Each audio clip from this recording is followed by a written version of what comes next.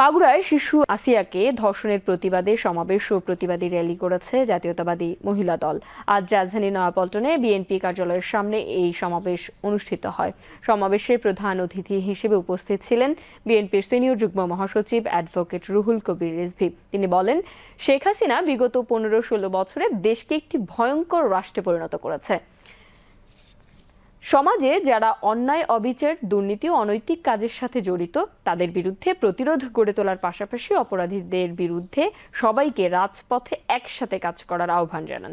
এছাড়াও নৃশংস এই ঘটনার সাথে জড়িতদের সুষ্ঠু তদন্ত করে বিচারের দাবি জানান তিনি। দ্রুততম সময়ের মধ্যে আসিয়ার উপর জুলুমকারীদের দৃষ্টান্তমূলক শাস্তি হয়, যে দৃষ্টান্ত দেখে অন্যান্য অপরাধীরা, অন্যান্য ধর্ষকরা, অন্যান্য দস্যুরা তাদের হৃদয়ে হৃৎকম্পন তৈরি হয়।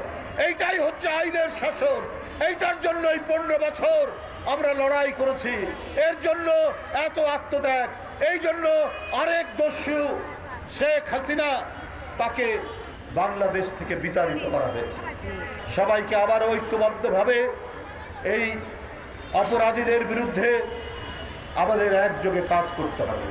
সেখানে গণতন্ত্র মনা মানুষ, রাজনৈতিক দল এবং সবাই, বৈষম্য বিরোধী ছাত্ররা সহ প্রত্যেকে মিলে, সমস্ত ছাত্র সংগঠন যারা গণতন্ত্রের জন্য লড়াই করেছে, সবাইকে একত্রিত হয়ে এই কাজটি করতে হবে। ছাত্র জনতার গণ অভ্যুত্থানে গুরুতর আহতদের মধ্যে অনেকেই স্বাভাবিক জীবনে ফিরে গেলেও এখনো